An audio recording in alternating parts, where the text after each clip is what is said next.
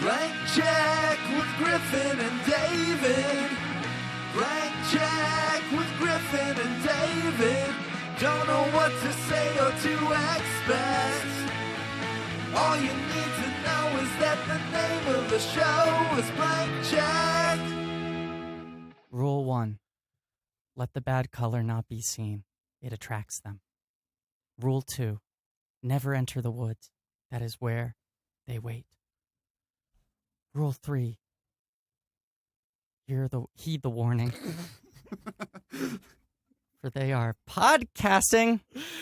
It's not even in the movie. No, it's a poster. I know. This movie doesn't have a lot of quotable lines, and I've established a pattern of picking. Yeah, no, I get you. So I gotta. That's what you went for. That's the poster. That was right, the teaser good job. poster for the film. Hi, everybody. I'm Griffin. I'm David Sims. Griffin Newman's. Yep. David Sims. Mm-hmm. This is Griffin and. I was not about what to say this the old podcast title. is called. Oh boy, someone's not sleeping well. This is the worst opening yet, and Blank Signs was terrible. Check. This is Blank Check with Griffin and David. Mm-hmm. And colon, I'm just going to say it. I'm not going to throw any sort of judgment on it. I'm not going to do a performance thing where I make it clear that I don't like the title. I'm going to say the subtitle like I like it. Pod Night Shyamacast. There you go. Good job. That's our miniseries that we're on right now. We're going through the films of M. Night Shyamalan chronologically. And this is part of a miniseries is part of the maxi series that is the show, which is investigating Blank Check Project. Sure. And people are given a blank check to do whatever they want, however they want. We just got a picture taken of us. By our guest. Mm-hmm. I think we got to introduce him. Yeah, instead of explaining the fucking premise of our podcast for the upteenth time. We've been trying to get him on the show. The premise for that we can't explain in one sentence, no matter how hard Yeah, but we try. promised we would try to explain it. Do you remember that conversation where you're like, let's try to explain it every week? It's like when filmmakers, they make a big movie and then they get to make more movies, Yeah. but then they're bad, maybe? And every time I try to explain to someone, not on the podcast, but like in conversation, they're like, so wait, what does it have to do with the Disney movie Blank Check? I was like, no, it's Blank Check Projects. And they're like, but you're doing a Blank Check episode, right? I guess we are going to do a Blank Check. We're going to have to someday. It doesn't apply at all, but we have to do it at some point. Our guest today, someone we've wanted to have on since before we were Blank Check, when we were Griffin Dave Present. Yeah. Fans of podcasts. But Attack he of the didn't Podcast, want to talk Revenge of Star Podcasts. Wars. Doesn't like those movies. Never want to talk Star Wars. Also think he doesn't like this movie. I don't want to preload. Let's not get ahead of ourselves. He requested that we do this movie. We threw him the M. Night Shyamalan filmography. And this is the one he wanted. He picked another one originally, and then he went... No, we picked him for another one. But Oh, he that's always right. wanted That's this right. one. Yep, this is the We're one. not going to say his name. We're not going to say his name. No, we're going to say his name. Let's list credits, though. Oh, sure. Yeah. He's a staff writer at Rolling Stone. Yeah? Is that your title? Do you have a... Yeah, he's nodding. You might have read his work on Slate. Sure. We can end this part of the show right now. He's a co-host of Fighting in the War Room. Let's keep going. We've gotten 3 out of 4 now. He used to be a trivia competitor. Yes, he was. He was one of our fiercest rivals. Yeah. Those are the 2 main groups we're trying to establish within the universe, the Blank Checkiverse. We've gotten 3 out of the 4 Fighting in the War Room hosts, and we tried to get every member of our trivia team on. Dave's in Colorado. We're not going to get him. We're going to get him on at some point. All right. He's traveled further to do individual podcast episodes, so I wouldn't put it past him. Is there any other dissing of Fighting the War Room hosts you want to do right the at night the top is young. here? I don't know. I prefer to sprinkle it in throughout the episode. It's David Ehrlich. Ladies and gentlemen, David Ehrlich. Say his name. All right. Yeah. There he is. Hi, David. What's up? Thanks for coming. I'm not wearing the bad color tonight on purpose. No, I suppose not. Our headphones have the bad color. They have the bad color. Cords. Yes. Yeah, I got to hide it. I got to put it in my back pocket, this cord. We're talking about the Village. We're talking about The Village. French title Le Village. Is that right? Yeah, my dad used to always call it Le Village. My dad really liked making Your fun dad of... sounds real funny. My dad's a funny guy. Yeah. My dad really liked making fun of how pretentious this movie was. So look at him being like, how was Le Village? Yeah. This is his most pretentious film. Yes. If you want to use that silly word. I think this would be almost anyone's most pretentious film. Yeah, that's true. This qualifies for the long list of the most pretentious I think Godard saw this movie and was just like, oh all no, right. too much. Yeah, streamline it a little bit. Come on. Dial it back, M. Night. This film does have a girl. They mention a gun. They don't show a gun. What are Godard's 3 rule? You need a girl, a gun. That's all you need. Right. Camera would help. Yeah. But When it has a camera. Mm-hmm. Okay, so let's just dive right into it, right? So this is 2004. This film comes out. It's his sixth movie, but it's sort of his fourth movie. Yeah, it's the fourth reinvention of M. Night Shyamalan. What he sort of this is the linchpin movie. This is his career. Yes, we're at the hinge of this entire miniseries It's right the now. hinge, The fulcrum, if you will. This is 100%. Before then, he'd Forgetting, Praying with Anger, and Wide Awake, which I already have. Which I don't know if I've ever remembered them. Check out Wide Awake on Netflix. It's terrible. I hear a member of your trivia team, maybe former member of your former trivia team, was in one of those two movies. What? As an extra. Who? Marie. Really? Yeah. Wait, she wasn't on my team. She was on your team. She was on a rival team. Oh no, she was on. She was on neither of our teams. Right, but the wonderful I will Marie. update the IMDb trivia page accordingly. You're saying Marie Wait, Barty? was she in Wide Awake? I am. That is what I'm saying, sir. Oh my in god! Wide Awake. I don't know. Either that was the first one. No, Praying with Anger is the first Then one. maybe that one. That's That 92. one mostly takes place in India.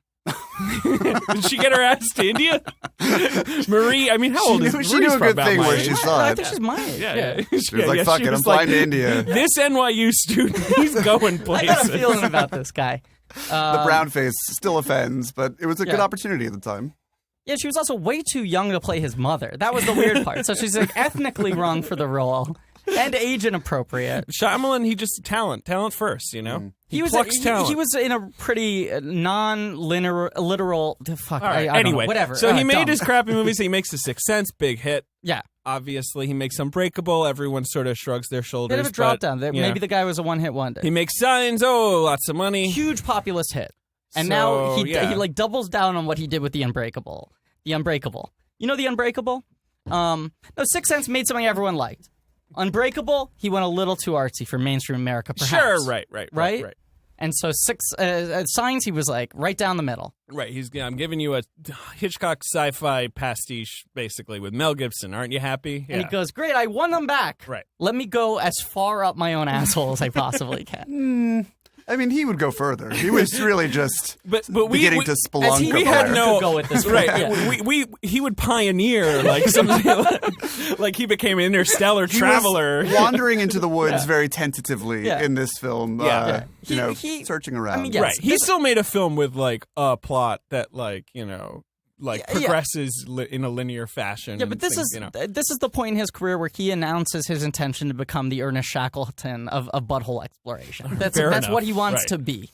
Well, apparently he had lots of ideas that he would write down, and he would elaborate them on them all the time. Little pieces. Many ideas, little pieces of ideas. Eventually, he plucked the village. Oh, but I could see that wall. Oh, imagine all the ideas on that wall. Because this is 2 years after Signs. Correct. So he's keeping up his he's making films He's become at a clip. every 2 years guy. Yeah. The movie was highly anticipated. People were really, really pumped. It's going to be called The Woods. Yes.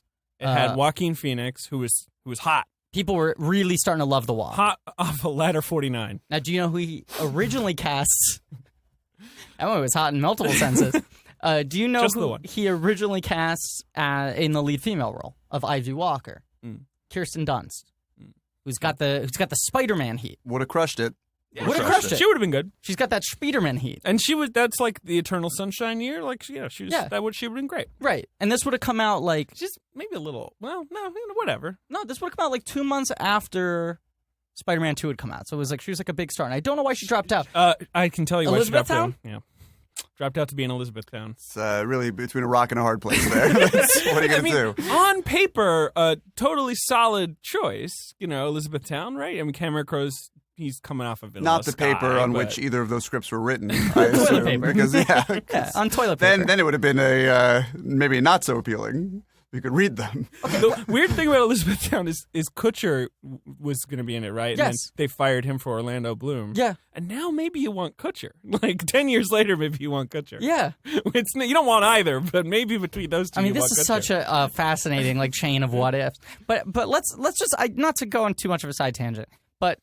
Imagine you have hindsight 2020, right? You're Kirsten Dunst today, knowing what we know now. Oh yeah, do you take Elizabethtown or The Village? Yeah, which one's better for your career? They're both sort of colossal, like train wreck. You take The Village. Yeah. You take The Village. You think this movie harmful? made Bryce Howard. Yeah. Like what the Manic Pixie Dream Girl element of Elizabethtown, and that was the movie that That solidified the term. Yeah. I think pigeonholed. Well, she has always been sort of multi-talented enough to really not go down with that particular ship, but it's not something you want to be associated definitely with. hobbled her along with other. Years. She had to go to Lars.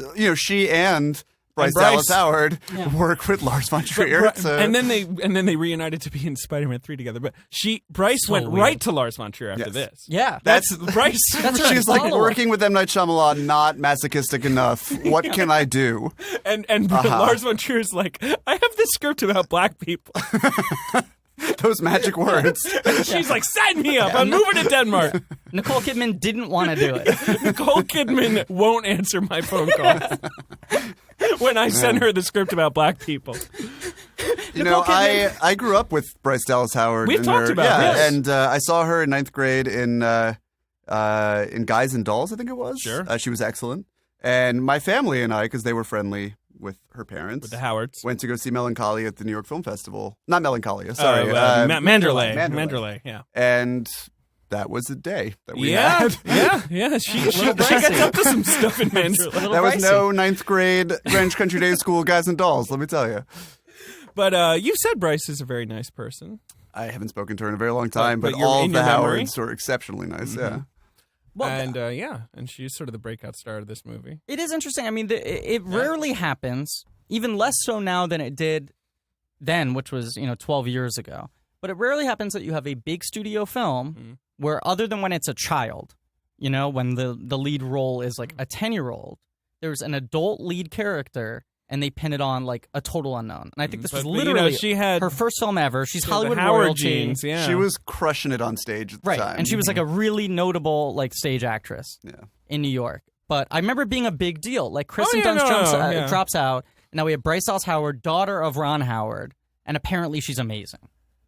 I remember that being like one of the big things. I remember going everyone into being this movie. interested to see. Until he wrote the lead role for Mark Wahlberg in The Happening, M. Night Shyamalan had a really good eye for casting. He did. Really good. He did. Especially in the supporting cast with kids. of this movie. And the supporting cast of this movie, it's true. That's stacked. This is a stacked let's go murderers cast. row. So you go Joaquin Phoenix, Bryce Dallas Howard, Adrian Brody, right off the his Oscar win. I think this is the first job he takes. We have things to say about Adrian Brody's performance, I hope. I think that's the majority of this episode is talking about that character and that performance. Simple Jack is pretty much what he's doing here. William Hurt. Yep. Sigourney Weaver. Sigourney Weaver. You have Brendan Gleeson. Brendan Gleeson. Can I swear on this podcast? Swear Brendan fucking Gleeson. Brendan fucking Gleeson. One of the best living actors, I think. He's great. He's just one of those guys who just is immaculate. And he is buying in as well to this movie. Oh, he always buys in. Yeah. He never rents. Yeah. He buys. He buys, then he raises the property. No, but like Celia Weston, Cherry Jones back. Who else? And then you got Judy Greer, Jesse Eisenberg, Michael Pitt. Michael Pitt, who definitely doesn't remember being in this movie. Absolutely not. Absolutely not. Michael, go sit in that watchtower. We'll get back to you. Fran Kranz. Who I saw on stage obviously he's in Dollhouse. Is he in Dollhouse? Yeah, he was in Cabin in the Woods. But I saw him on stage in the original production of Bachelorette, back when it was a play. He was great in that. Before it was a reality show? That was The Bachelorette. Yeah. Before it was an indie movie starring who? Kristen Dunst. Yeah, all ties back around. Yep. But so M. Night goes like, I'm going to go artsy. I'm going to go. I guess so. You think that's what he's thinking? Well, I think he feels like he has the audience back eating out of the palm of his hands, See, I think he's not going artsy. He's going artsy within a very particularly narrow genre. Because this is essentially, it was meant to be a refinement of everything that he'd been doing to that point. I mean, it is so in line with the film that he made, with Sixth Sense and with Signs and with Unbreakable. It's just he bought himself the leeway to have this pretense of it being this very arch 19th century story, it's which very austere. No one would have funded once upon a time. Absolutely not. Right. It cost $60 million. Okay, that so was the budget on this sucker. I read 70. Okay. I mean, we can get to this later. I don't know if we want to get to it now because I feel like we should talk about the movie before I get to this. But this was a big film where The Smoking Gun, which I think is not that relevant a website anymore, I thought you were talking about a literal smoking gun because I have no recollection of that being a website. The smoking gun was like a website where it would publish, it was like a pre-TMZ type website. They would get like documents from Hollywood and be like, oh, here's like Motley Crue's rider, and you could like read the whole rider. It was like a legal website where they would like lawyers would leak. They stole documents. the script. Is that what you're going to say? No, what they did was this was the first time this had ever happened. They got their hands on the entire budget breakdown of the film. And they broke down every single expense on the film. So usually, like, those numbers are pretty hidden, and there's a lot of studio spending how much things cost. But I want to get to that because I think it's fascinating. But let's talk about the movie a little first before we get on to how much everyone was paid. No, come on. So he goes like, so I'm making this, quote unquote, period film. Period suspense thriller. Right. But it's also a romance. He made that clear to his producers. I'm making a romance for the first time. Yeah. So when the trailers come out, I saw the making of, and his producer is. You guys can't see the hand gestures. I'm doing that a hand Dave gesture. is making every time he says the word romance, but it's like angel wings coming out of his shoulders. I think there's an important thing to note here, though. But he's got two producers on this movie, right? Okay. Sam Mercer, who produced all his previous films. That's his guy. His first movie was Sixth Sense. I think Sixth Sense and Rushmore in the same year, and he had this thing where he was M. Night's guy and Wes Anderson's guy. So he came out of the gate strong. Sure. And was like, I got these two big, like, emerging American auteurs. Sort of generational directors, yeah. Right. And he was by their side for these two guys for their first, like, 6-7 movies. Scott Rudin also comes on board on this movie. And Scott Rudin has this reputation for, like, after someone's made the movie that really pops, Rudin comes in and he's like, I now deign you worthy of Scott Rudin's. Sure, and maybe I can get you an Oscar. Umbrella, I can get you an Oscar. I can protect you from the studio. I can get you whatever you want. You're in the Rudin family now. It's like joining the mafia. And so Rudin comes in on this one. And this feels like a movie where Rudin, like, fought a lot for him to be like, no, it's going to be all violin music. And he's like, I don't know. M. Night said all violin music, you know? The premise of this film is that there is a town, a village. Covington. A small village. I think we probably should call it a village. Let's call it a village. There's a hamlet. There's a hamlet. The Hamlet would have been a great title. But there's a social collective the in the woods. unincorporated census-designated place. The Le Village at the center of the film. Very arch. Yeah, it's this sort of like, it's kind of like an old-timey New England town, but they talk in like a lingo that doesn't have any particular grounding in reality. They speak like, I don't know, a bunch of people in 1975 got together and were like, what did people speak like 100 years ago? We don't really know, but we'll wing it. Yeah, it's like a Ren fair. It's like an everlasting Renaissance fair. Yeah. And in this small sheltered village, they talk about the town outside that they're scared of. They're scared of the outside world. The towns. They're wicked. The towns are evil. Wicked towns. And they have a couple rules. One is the color red is bad news. We don't say red on this podcast. The bad color. The bad color. But much like in The Sixth Sense, where whenever you see the bad color, it is a little hat tip to the fact that a ghost is coming. In this film, he's saying, like, I don't even want to give you the hint of the color. This town feels the way that you feel about the color watching my movies. Rule 2, there are these creatures. Yeah, those we don't speak of. Yeah. They live outside the village. They live in the woods. But they have a sort of agreement. We don't go into their area. They don't go into ours. Right. So you can't leave. Apparently, these creatures are capable of complex interactions and like embargoes, negotiations. And deals. Right. A truce was at some point struck. Right. I guess those are the two. That's it. Like that's the whole movie for 45 minutes. Just stay in the village. We get that out. William Hurt says that right away. Like truce, bad color, and then it's just a bunch of village shit. Bunch of activity. Oh, so, Judy Greer. Did we not even mention Judy Greer? No, I think we might have. She got cut off in the chatter, but Judy Greer, of course. So here are the social dynamics. Playing Bryce Howard's sister for the first time. All right. A little J-World. Okay, so central social dynamics in this film. William Hurt is essentially the leader of the town, right? Sure. His two daughters are Bryce Dallas Howard. Oh, do we need to draw family trees and shit? Like, yeah. Do you guys have a website where we can post this? Is there a wiki? Is there a village wiki? I will say, because like CovingtonWiki.com? Fucking 40% of the women in this movie have red wigs. It took me a while on the second viewing. I hadn't seen it since it came out in theaters, but it took me a while on the second viewing to figure out who everyone was related to, just because, like... Right. It's Hurt's daughters are Greer and Howard. But Sigourney Weaver has the exact same wig. And they all wear the same This definitely dresses. was a valuable use of your energy because it's ever really at all relevant to anything that's happening in the movie. But to the extent where it looked like when Bryce Dallas Howard rapped on a scene, they were like, Bryce, we got to get the wig over Sigourney. We're about to shoot her. It's literally the same wig. Even she was rocking a wig? I mean, because that's her hair color. No, Bryce is not rocking a wig. That's her hair. Everyone else has I think they Bryce made color everyone hair. a redhead because they cast her. And it's also the bad color. It is the bad color. They don't she mention sticks that. out. Yeah, They it's don't- a they little don't talk more about it. orange than Yeah, the bad right, color. right. But It's that cherry red is what Yeah. they really don't like. But so these two daughters both are in love with Joaquin Phoenix. yeah, who's Guacamole. Sigourney Weaver's only son. Right. And then there's also Celia Weston has Adrian Brody, and I guess there are other siblings maybe as well in that family. I don't know. I don't know. So let's talk about Adrian Brody's character. Right, I'm getting it all right?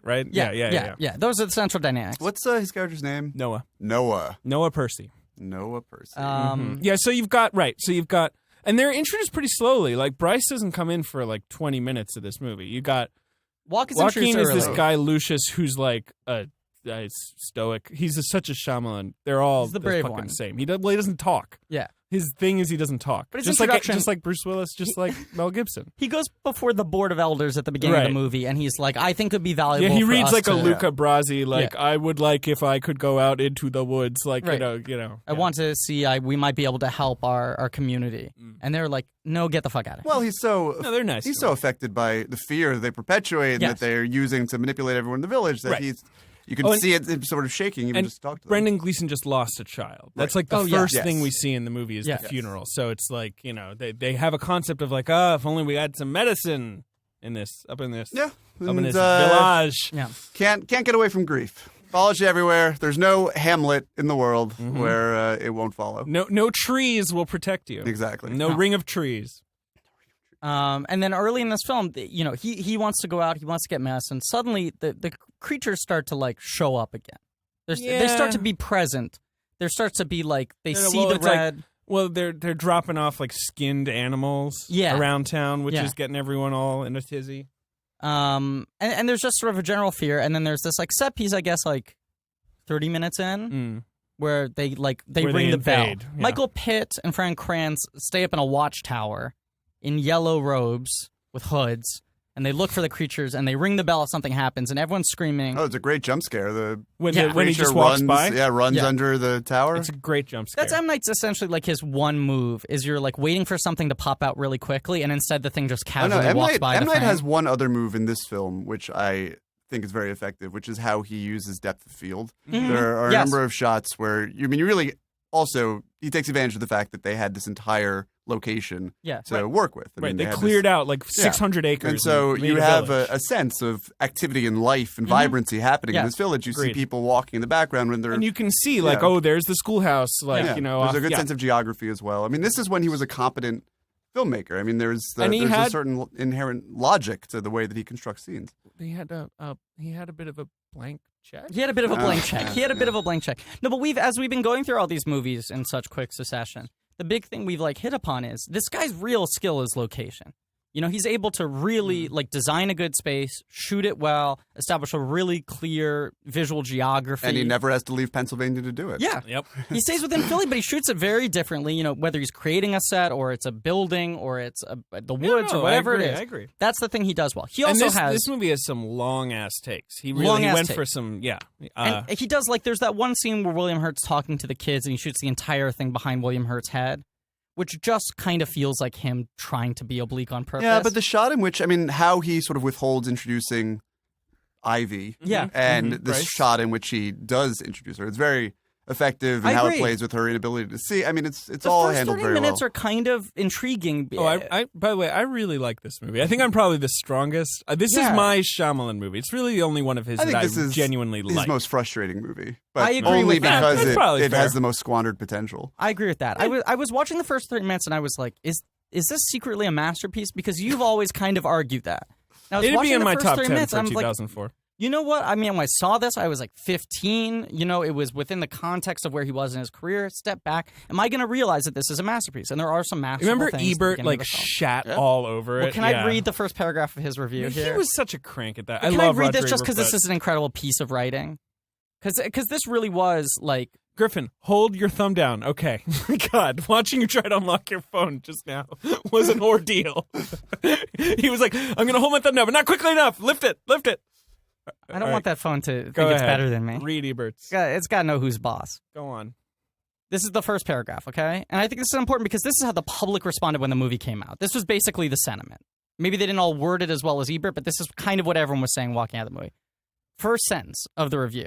The Village is a colossal miscalculation. A movie based on a premise that cannot support it, a premise so transparent that it would be laughable were the movie not so deadly solemn. It's a flimsy excuse for a plot with characters who move below the one-dimensional and enter Flatland. M. Night Shyamalan, the writer-director... Flatland is 2 dimensions. I'm sorry. I know. The reference isn't great. Has been successful in evoking horror from minimalist stories as in Signs, which if you think about it rationally is absurd.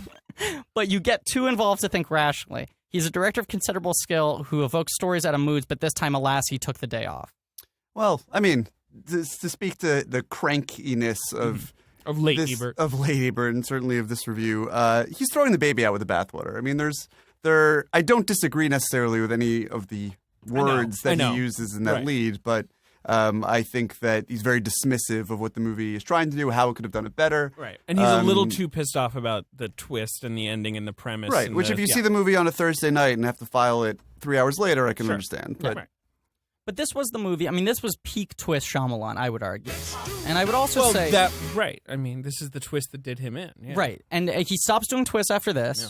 This is his whole career has been a twist after this. A series of twists. Yeah, it became a meta twist. Yeah. His life took a twist. But this was the last film that had like a big ending twist. I would also argue this film essentially has 3 twists. Yeah, I think it has 2. What's the third? Well, we'll get to it. And it should have had 0. Yeah, it should have had 0. It should have had no twist. Yeah. I think the movie in which the final twist of this film is known to the audience from the very beginning is a better film. Is a much better film. Is a much better film. Me and Ehrlich were talking about that off. Mike, and I think I agree. It feels a little abusive. Now, I remember the first time when I saw it in theaters. Now, Griffin, come on. No, it feels a little mean. It feels mean, Show David. us where this movie touched you. In the butthole. And then it climbed up in there. This is a very chaste movie, except for when Adrian Brody softly penetrates Joaquin Phoenix about halfway. But oh so tenderly. Very tenderly. Yeah. It's a good scene, actually. Yeah, and also the part where M. Night Apart Shyamalan... from everything Adrian Brody's doing. There's also the part where M. Night Shyamalan creeps into the theater and touched my butthole. All right. That part's not so true. All right. That was my theater. That's your fault for seeing the movie in Philadelphia. Yeah, I did. I saw it in his living room. And being he wanted me to watch a screener. How old would you have been in 2004, Griffin? 15. Okay. Yeah. I was right about to go to college. I remember. I was real ripe. Mm-hmm. I was real ripe, David. I had a haircut that my friends described as making me look like a lesbian, and I wore undersized T-shirts. Sounds like you had some nice friends. I had some very nice friends. I don't talk to any of them anymore. What were we talking about? So watching it the first time when it was in theaters, and they really sold this as like, there's going to be a big twist. There's going to be a big twist. And I remember the 2 things being like, M. Night's back. This is going to be his twistiest movie yet. And Joaquin is stepping up to to He's going to be the star. Meanwhile, Rod Serling is just making like a jerk-off motion in heaven. It's like, whatever. To Joaquin Phoenix. To Joaquin Phoenix, No, go ahead. To River Phoenix. He's jerking off River Phoenix's ghost stick. Finish whatever your fucking point is. I'm doing good which work. is, you saw the movie, I guess. No. This is my point. This is my point. This is my point. Entertainment Weekly cover is just a close-up of Joaquin Phoenix's face. Okay. And it's like, Joaquin Phoenix becomes a star and the secrets of the village. Like, it was like, that's the thing. Right. So the first 30 minutes, I'm watching this movie and I'm going, where's the twist going to be? Where's the twist going to be? Where's the twist going to be? It's not going to be in the first 30 minutes, it's my guess. Sure, but I was already in the first 30 You're minutes looking in the trying wrong to... place. You're trying to find the right. I was trying to Are they crack. dead? Is this Looking for the heaven? What's going on? breadcrumbs. There actually is a big clue once you know what to look for. I can't remember exactly what it is, but someone says something that is so eye-rolling. Yeah. You're just like, okay. I'd argue there are a couple, and I even think the first time I saw it, I like heard one of those lines that triggered for me, and I was like, but that wouldn't be the twist, right? I mean, the other thing is he's like, not going to do that, right? The Sixth Sense and Unbreakable like telegraph their twists too, but like are set in the real world. Yes. This is set in a weird pretend village place where like there are monsters on the outskirts and everyone has a locked box of secrets in their house. Literally. That's what's interesting about the twist of this movie, if anything, which is that it's a man-made twist. It's not. It's engineered by fallible people and not by an omnipotent force which is within what the story. I like about the story. Right, and why when all the reviews that are complaining about how absurdly arch the dialogue is are sort of missing the point because these are people who. I mean, I suppose he was supposed to be an English professor, and maybe would be history professor. That's why he knew he had research. But I mean, still, it was a guy who was doing the best he could. This was not someone who was a time traveler. Exactly, and also I do feel like Shyamalan is a bad writer of dialogue. Yeah, but he plays his strength. He found a good way, a sort of loophole through that because his dialogue is shitty. These are people who are trying too hard to speak in a way that sounds a certain way. Right. Yeah. He can't write good dialogue. Hadn't seen it since it came out, right? So the first time I saw it, I was, I think, impatient. You were just annoyed about the twist and... Well, no, I'm saying when I was watching, before it got to the twist, I was like impatient. I was like, where's this fucking going? This tone is so odd. Rewatching the first half of this movie, now knowing how it ends, fully, I was like, I like this first half a lot more when I know the characters are arch for a reason. Sure. Yeah, and what's amazing is that when they get to the twist, it's almost as if the movie doesn't even give a shit. Yeah. It's like, it's... In comparing it to how they reveal the twist in his previous movies, it is so nonchalant here. It's like William Hurt is just sitting on the ground outside of a house, and he's like, "Oh yeah, I guess." And like, it's just a farce. It's farce. It's farce. It's farce. And it's saying a word that most Americans don't know the definition of. Right. And he's just like, particularly nowadays, and he's just like, yeah, it's a farce. No big deal. Let's go through these. Let me understand. Let me help you understand. There's no bromp. There's no verbal Kint dropping his mug. It's very... And it's a long, two-shot. As you said, it's a long take. I don't even think they do, coverage of it, of her, reaching out and touching I think the conversation where he explains it to her is just one long two-shot. M. Night don't do coverage. Come on. M. Night don't do coverage. Especially this one. He likes reflections and backs of heads and stuff. He doesn't care if you see both people's faces the whole time. Here's the Village cover. What's the written line by there? someone I guarantee had not seen the movie. Oh, no question. I wonder who wrote it. Now I'm interested. But anyway, what were you saying? Okay, so Joaquin's presented as the star, right? I wonder what the greatest movie lines of all time are. That's the other big article on Let's just spend the rest of this this podcast reading that issue of Entertainment Weekly on a toilet from 2004. I'll say I had that issue with me at summer camp, and I probably read it 7 times. I had summer, that with the Saving Private Ryan issue where they reviewed that. I fucking read that shit once a day, being like, when can I go home and watch Saving Private Ryan, for the love of God? Yeah, that was my poop mag for 2 months, was that Village issue of EW. Dude, we had less... I was in Britain, so I was an Empire magazine guy. But I would read those over and over. It's a you were beefier spoiled. one. That's good. I don't want to hear about your ritzy British childhood, please. Sorry, Mr. I Knew Bryce Howard. Mr. Lord Sims of the Manor. Anyway, no, Lord Sims, your Empire magazine has arrived for I was a subscriber. Go on. Central, the love triangle that's up at the very beginning of the film is disregarded very quickly. Is Judy Greer wants to marry Joaquin Phoenix? Well, I just she just walks up to William Hurt and she's like, "I'm in love. I'm going Joaquin to propose Phoenix. to him. He's my boy." And then there's a scene of her crying horribly. Right. He's just not that into you. He's just not that into her. Yeah. But I like that we don't even see him stare blankly at her. I mean, yes, we do for a second, but then it cuts away before he responds. Yeah. She kind of says and then another way for M. Night Shyamalan not to have to write that dialogue. Or direct actors through emotion. Yeah. Other than the emotion of you are scared right now. You are a blind person and you are in woods. Yeah. But anyway, yeah. And it's only then that Ivy comes onto the scene. Yes, really. her introduction is consoling Judy Greer, her sister. And Ivy is blind. Mm-hmm. She's played by Bryce Dallas Howard, what I think is a very good performance. Excellent. Excellent. I realize, especially to those who don't know me, biased.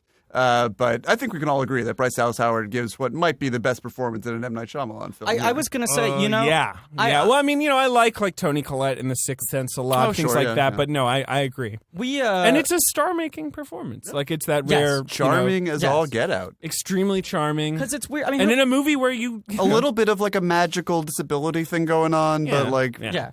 But she makes it work. Mm-hmm. She's had such an odd career since then of ups and downs that when she keeps on booking these big things, I always kind of go oh, it's weird that Bryce Dallas Howard still works this much. Not because she's not good, but just because it doesn't feel like she's ever fully established what her place is. And I don't know if she's popular with audiences, but she's also not a critical favorite. She's a good actress who seems to never get the right role in the right project. Dude, I mean, just a little breeze through her credits. You know, does Manderley, and we'll get to Lady in the Water next week. Right.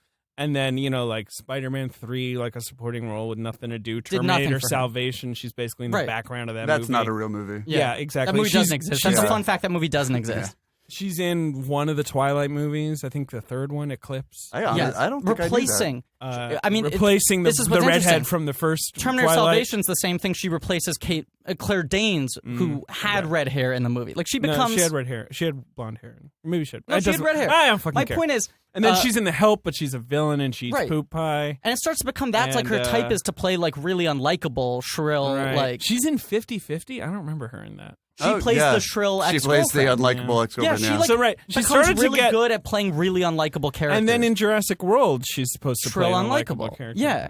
She's really underserved by that movie. I see her in these movies and I go, like, she's really good, but she's not doing herself any favors by playing these over and over again. Like 50-50, I thought she was excellent in. The Help, I think she's really good in. But it's like she eats a poop pie. That's all I remember about The Help. I think she's very good in that movie. We all movie. ate a poop pie. Yes, we did. America ate a poop pie that day.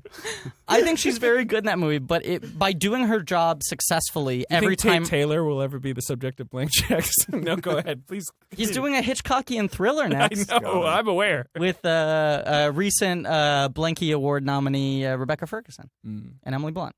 Yeah. Girl on the Train, right? Yeah. But you watch this performance and you go like, oh, that's why Bryce Dallas Howard, like this, there was so much promise and potential in this thing that people are going to still keep trying to figure out the way to use her because there clearly is some way where she becomes a great movie star and a great actress. Could still happen. She's just really effortless in this film and really engaging. And she plays the blind thing really well her first on-screen performance ever. So many actors have overdone the blind thing to such a ridiculous degree. And she just plays someone who, like, happens to be blind, isn't too ticky about it, Sure. Her disability is magical, but that's in the scripting of it, I think, rather than the performance. And, as simple as it is, that and sort of facile, that, like, she can see all these things that the other characters can't. Yes. I think that does add a nicely charming element to her relationship with Joaquin Phoenix's character, because he's trembling and refusing to acknowledge their feelings for one another. Yeah. She has the immortal M. Night Shyamalan line, like, what will we dance to or will you dance with me at our wedding? Yeah. And he's like, what? Yeah, he was like, why must you say everything? And then as they kiss for the first time, M. Night Shyamalan pans to a chair that's empty in the corner. He does the taxi driver move with Robert De Niro on the payphone, where it's like, this is too painful to watch. That's what Scorsese says, that like the idea behind that shot was it was too embarrassing to watch. And it feels like M. Night Shyamalan's like, they're kissing. This is embarrassing. People don't want to watch this. Kissing's gross. I should do him a favor and pan over to a chair. I also like the idea that she navigates the village with like total aplomb because like it's such a small contained, and then once she's in the woods, obviously she's lost and she's grasping at the air and sort of like I like that she's not like that until so there's like 30-40 minutes of just like setting up the village and the town and everything, and it's not even like connected, like there's just weird little vignette stuff. There's that one sequence of Jesse Eisenberg standing on the stump with his back turned to the woods and they're like counting down to see how long he can stay up there. Right. Well, and they're wearing little bowler hats. It's like I know. That's what I like about it. They're like a Stanley Milgram experiment. You're just like jacking up the electricity a little bit by bit, with a little bit of relief, and then that's all you really need as far as momentum is concerned to sustain whatever's happening in the story. The other thing I like is the village itself is not like a creepy Amish place where like people are whipping themselves. No, it's pretty behind closed doors. Where it's like pretty nice. It's pretty nice. Yeah, the movie, what the movie is trying to do, as far as its central themes, would not make a lick of sense if everyone was miserable. Was being repressed. right. Yeah. It's like a nice place. Yeah. And there's this porch conversation that's beautifully shot. This one was shot by Roger Deakins. Shot by Deke. I was just talking earlier about that look. too. It's got that Deke look. So at this point, but M. Night's done Shyamalan, two Tax Fujimoto movies, Eduardo Serra, and this is Deakins, and the next one's Christopher Doyle, one of his rare American films. And then he gets Peter Straczynski, the Cronenberg's guy, for I think The Happening. Yeah. Or no, After Earth maybe. Like he's had a lot of really good DPs. Who is not just going to give me side eye for every idea that I come up with for that fucking movie? And you can see why DPs would want to work with him, because it's probably a really fun experiment. He gives them a lot of latitude, and he fights for them to get their setup. I was talking to Sims before, and I had a long talk once with Christopher Doyle. Ooh, interesting. An unreliable narrator, I'd say. Frequently clashes with Wong Kar-wai, right? Yeah, he does, but he has the utmost respect for Wong Kar-wai. Yeah. Well, he thinks that like he would shit on M. Night Shyamalan literally if given the given chance. the opportunity. He would take He may have tried. He would take a shot. It is interesting that all these guys only work with him once. Yeah, he except made for it sound Takuya like Matsumoto. Shyamalan was a real dictator in a way that he didn't find productive in the slightest. I mean, asking him to do really asinine things that didn't really give him any sort of flexibility and was. And that is Lady in the Water, which is the height of his ego, his control maybe. thing. Yeah, I mean, I think that if there was any reason why cinematographers would be attracted to work with him, other than the fact that he seemed like a rising star and his films were successful at the time, is that his shots were very painterly and composed. I mean, like he gave cinematographers room to work. They wasn't his shot lengths were not restricted to fractions of seconds. I mean, like he was giving cinematographers a chance to show off their work, add to their reels. Apparently, he's storyboarded the entire movie with Deakins before they even started shooting. Like they took took it all very seriously, and he's like, hey, we're gonna have an entire movie that is lit by like candlelight and shit. It'll be your Barry Lyndon Deakins. But It's like, it's deliberate, and he's not doing coverage, so it means like this scene that's this big emotional scene. What's supposed to be a big emotional scene, this porch love confession, is like we're just getting it from one angle. So we just make the shot look as good as we want. There's this beautiful rolling fog behind them, and off in the distance and everything. Yeah. It's like a great shot. The more emotional scene that works even better is when the what are they fucking called? They who must not be named, whatever they're called. Creatures, the creatures attack, and then there's that shot of her at the door holding her hand out. That's like, I mean, that's what Ebert was saying. I mean, that scene makes not a lick of sense if you sort of slow it down, and think about it. But it is also one of the the alchemic. Whatever's happening in that movie, in that sequence, rather, there's a certain magic to it that just works, and I think you recognize that. The music in this movie, Hilary Hahn playing the violin and whatnot, it's perfect. That scene comes together really well, and I think hits that tone that he's trying to achieve and failing to achieve for so much of the rest of the movie and his life. No, I think he mostly achieves in this movie, not so much in his life. Now that scene is before or after the love confession? I believe it's before. I think that's sort of like what. It's kind of what galvanizes the love confession. They ring the bell. They see the creatures. There are a bunch of skinned animals all around the place. Even the elders seem a little confused by that. There are a few scenes where you see them like meeting in private away from the kid. Because one of them is doing it independently. Right, and they're like, what's going on? Yeah. Then the creature comes out. Everyone's like running, and Bryce Dallas Howard doesn't seem scared. She's sort of like... Joaquin Phoenix is trying to prove that he's scared. When he gives the speech to the elders at the beginning, he's like, I'm pure of heart, and I think they can sense that I'm no threat to them, and they'll let me get through There's the this woods. whole component that's not fully explored that like the creatures have an emotional capability. Yeah, and I think that this comes from the fact that the faulty mythology that they've established, which were like, makes sense. Yeah, exactly. Like the elders just kind of we only thought this through for so far, and we have no wiki to look at. That's like keeping everything straight. I mean, that's the thing with the magic rocks near the end of the movie, where they're like, I don't know, magic rocks. Like, just take these magic rocks. They're magic. I'd say to M. Night's credit, it makes as much sense. Why did nobody talk about it? It's sort of like how America is run. I mean, this movie, and hey, kudos to M. Yeah. Night. This is only continuing to pay off in that respect. I'd say, the logic of the creatures makes as much sense as like Santa Claus seeing you when you're sleeping and knowing if you're good or bad. It's the kind of thing where like when you grow up a little bit and you start to ask your parents, the thing falls apart. I don't know. I'm Jewish. They never fall for that shit. Come on. We're all Jews. This is an all Jew podcast. Really? Yeah. My family is big into Christmas. Yeah, mine yeah, mine not. Yeah. My mother would fucking kill me if I have a Christmas tree in my house. Really? Which I probably will. Yeah. Oops.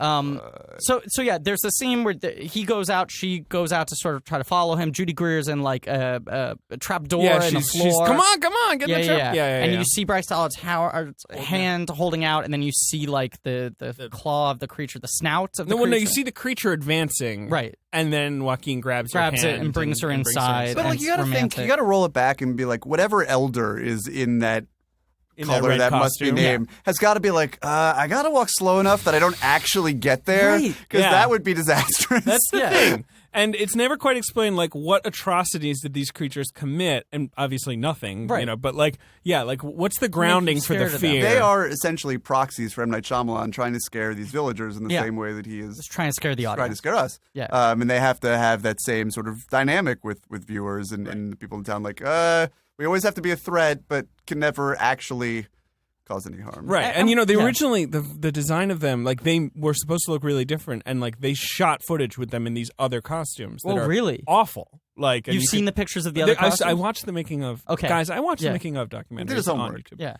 And they're like big rock monster things covered in fur. They suck. Interesting. The animal skull head is there, but apart from that, they're pretty much And then Fortunately, the among the group of professors that decided to abscond to this village was an Oscar-winning production designer. Seriously. So they were like, "Oh, great, we can have these kick-ass costumes, gorgeous costumes." I do like the character designs. I've got ideas. Animal bones. That's I love the way the creatures look, but I also like. Did they have a long meeting with Colleen Atwood before they went into the village? They had time, guys. What were they doing? They also have I don't know where they're getting all this money from the whatever institute that they can buy a no-fly zone. Dude, didn't you hear his father could take $1 and turn it into $5 within a week? Oh, within a week? We'll get to 1 to 5? We'll get to that. I love it when he says that. You're just like, all right, well, you know what? So it took a while to turn that he into could put a down payment on an apartment, every week he'd get $5. That's pretty slow. He should figure out how to turn $100 into $500. Yeah, I mean, like Gawker would have been on this shit so fast, or like there would have been like a Vice episode What's of like, going on in there's that a crazy village nature preserve? It's in Pennsylvania. It's I not went even into in Alaska. this village and I had sex with everyone. Here's my story. But no, then they changed it to the red robes. Is what Right. they changed the like design, and it's a cool design. Yeah. We talked about You don't a lot. see him much. No. Yeah. We talked about a lot. We had your podcast co-host Katie Rich. Fuck her. Hey, come on. Oh wait, sorry. That's I was encouraged to put To down talk my trash. David, my she's other- a friend of the show. She's going to be a mother. Yeah. How dare you? How dare you, And that sir? baby's a friend of the show. All right, Griffin. I was going to say, no, never mind. Well, I do think the visibility, the fact that they are so often out of frame, and when they are in frame, are out of focus. He uses it well. Yeah, I mean, he's always excelled at sort of milking the power of the unseen. I mean, this harkens back. Steven Spielberg is a very recent example of the effect of doing this, but that's, I feel, where M. Night Shyamalan learned everything that he Absolutely. knows. The man's a Spielberg. And that's something that modern horror. Now when you make a horror movie that preys on what you don't see, it is sort of cast off as like pretentious and artsy. I combine those into one word. Brett Easton Ellis doesn't like it. No, Brett Easton Ellis is like, fuck this. Also, there's a woman in it, so I'm not interested. But it's written off as like The Witch, or It Follows, The Babadook, and it's like, oh no, the movies that actually have some sort of craft. Oh yeah, you mean like the good horror movies of the last couple of years? Exactly. Mainstream horror doesn't really have much craft to it anymore. But No. No. Well, that's a whole other conversation. But we talked about with friend of the show, Kitty Rich. How well he uses movie logic in The Sixth Sense, where there are a lot of scenes that you can like rewatch and be like, okay, he's cheating, but he does it well enough, and it's a minor enough infraction that I'll forgive it. I feel much better now. Mm-hmm. Yeah, that's Ehrlich's favorite line in The Sixth Sense. You want to see where my dad keeps his guns? You got really close to being cast in both of those roles, right? I could have been Haley Joel Osment. My life could have been so different. Yeah. Oh well. We got to get him on the show. Haley Joel? He'd do it. He'd do it. Just be like, hey, it's Entourage Comedy 2. guy now. Yeah, he does comedy now. He does Kevin Smith movies now. Yeah, and you were almost in Entourage, right? Should we His cut part. that? Yeah. Wait, was it his part? Yeah, I thought it the was part Kid Cudi's part. Both of those parts. Ah, interesting. Yeah, one part came after I didn't get the first part. Yeah. There's a period in time where I looked like I might become Hollywood's premier intern. and then Hollywood decided they didn't want that. How many times are you and Kid Cudi going to be up for the same role? I think that's the like, one. I'd love it if it happened more often. Guy has a good career now. He's really good in James White. Yeah, really good in that. Yeah. I wish we were going up for the same part.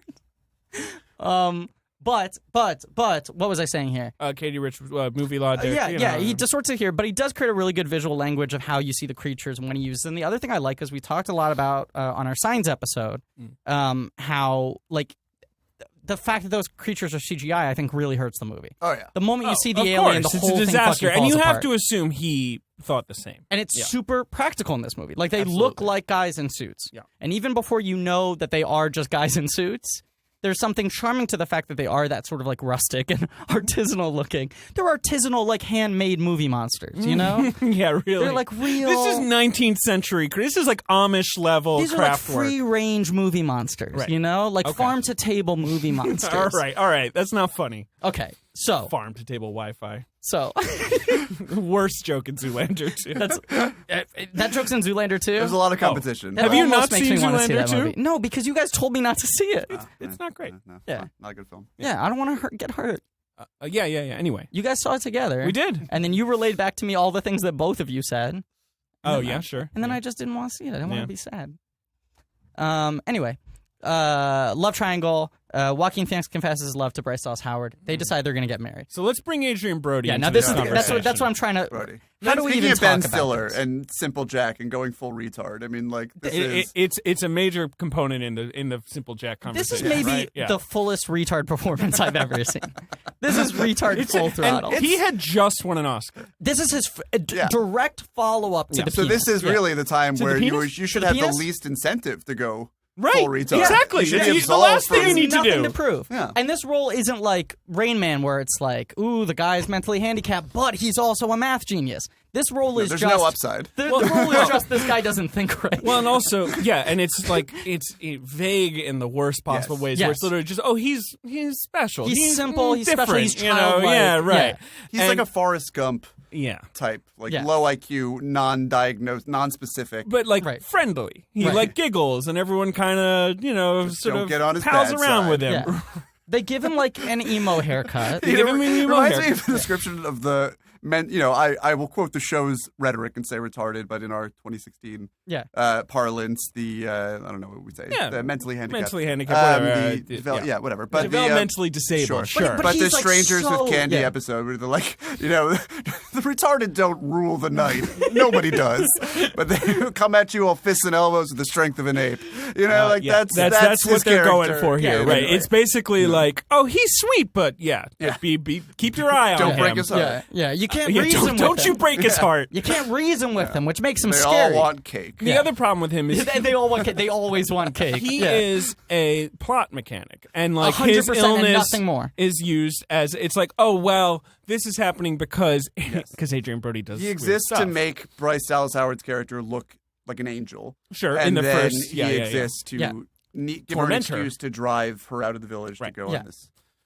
He's and Brody plays it all wrong. It's even a horrible even performance. with Horribly the bad miscalculated, writing, he plays it all wrong. Yeah. He does this kind of thing where he kind of like will say something, he'll kind of like laugh to himself and sort of look off screen and shit. There's a and, like, scene where he's like running through a field, giving like a prairie dog grin. Yeah. and it's you tweeted that picture. Yeah. I had to share this with the world, and then it's like, and then after he stabs Joaquin Phoenix, he's got the blood all over his hands. Yeah. He's like the The bad bad color, color. the Yeah. bad color. But it's a That's lot of not like a good fingers scene. Yeah. wiggling. Like he does a lot of weird finger work.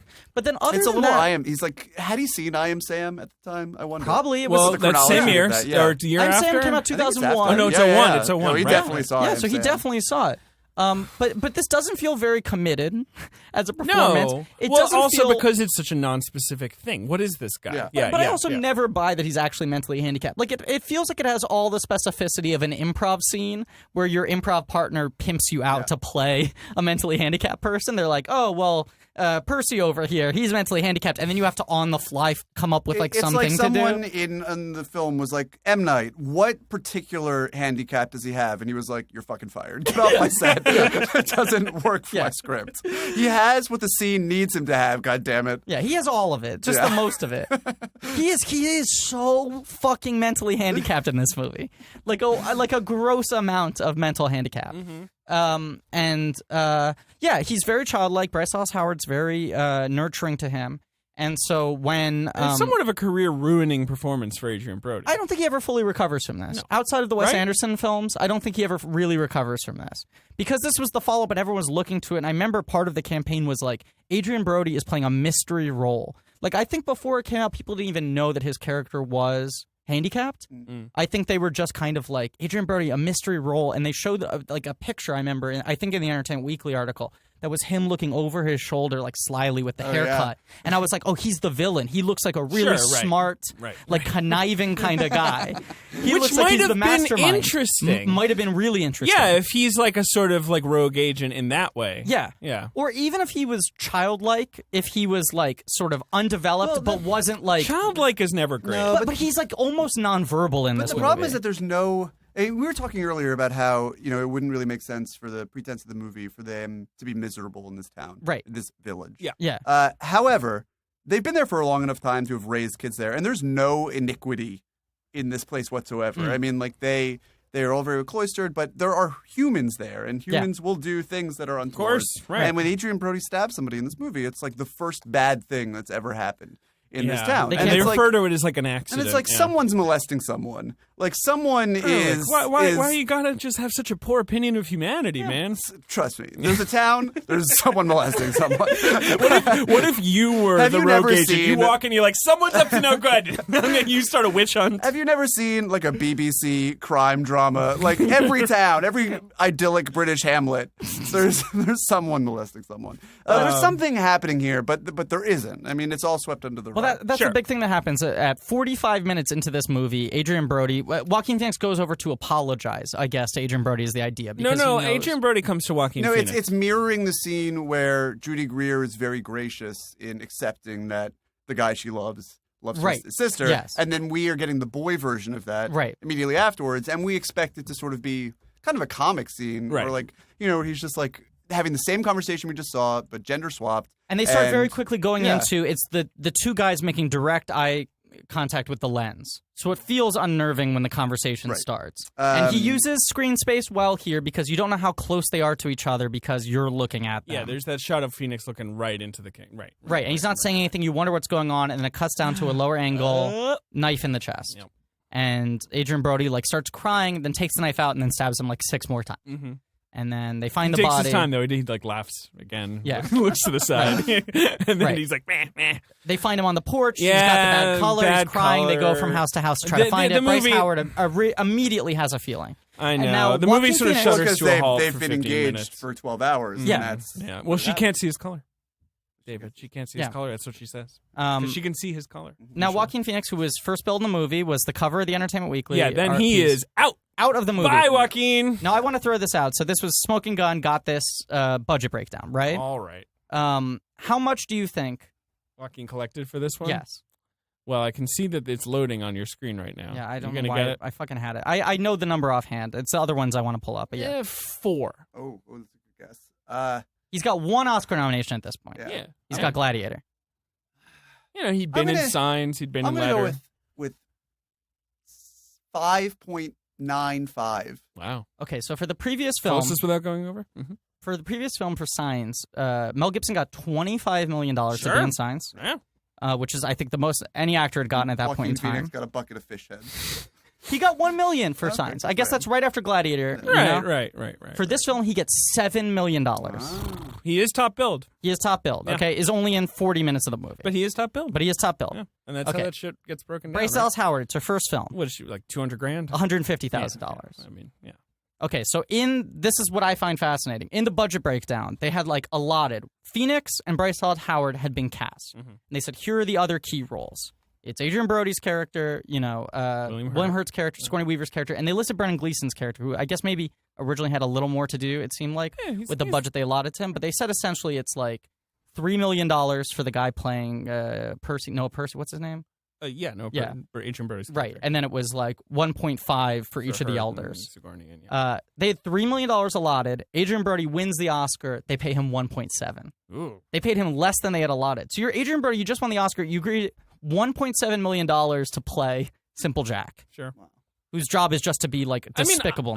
I'd take one. The elders got. I mean, these are well-established actors, but nobody. Cherry Jones is never commanding a $7 million. No, because everyone else is a theater actor, right? They all got these crazy payouts. I mean, Sigourney Weaver got $2 million. William Hurt got 1.5, and I don't know what the rest of them got. But they probably to William Hurt. Yeah. Now, he was being disrespected by Hollywood at that time. He won an Oscar. I'm aware of that. I know. Yeah. I know you know. Yeah. David, I know you know. Yeah. I'm here with the two Davids. Next year, this year, William Hurt, in 2004, he gets an Oscar nomination for, it's the next year for History of Violence. Yeah, and that's his big comeback that he then fails to capitalize on in any way. Completely squandered, but whatever. But maybe still love you, William Hurt. His best Lost in Space. The Big Hurt. Sigourney Weaver, The Big Hurt. Okay, so Brody stabs him. Joaquin Phoenix is hospitalized. He needs medicine. The movie shudders to a halt here for 10, 15 minutes where it's we know she's got to go into the fucking woods. Just put her in, get her in that yellow clan costume. So finally the Big Hurt's fine. Without talking to the rest of the people. He's finally, Chicago White Sox first baseman Frank Thomas is let's get Bryce. Well, he lives the Vale.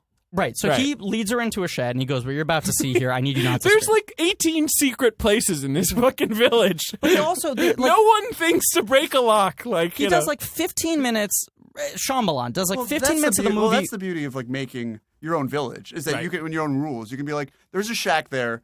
You must never go up there." Literally zero. And people take that like the word of God, and they're like, I can't go there. Yeah, can't go there. That's the place we don't go to. Like, there's a 15-minute stretch of this movie, maybe 10, right, where Shyamalan's cross-cutting between 3 different conversations, long conversations that are happening at different points in time. So the central one is William Hurt is explaining to Bryce what is going on.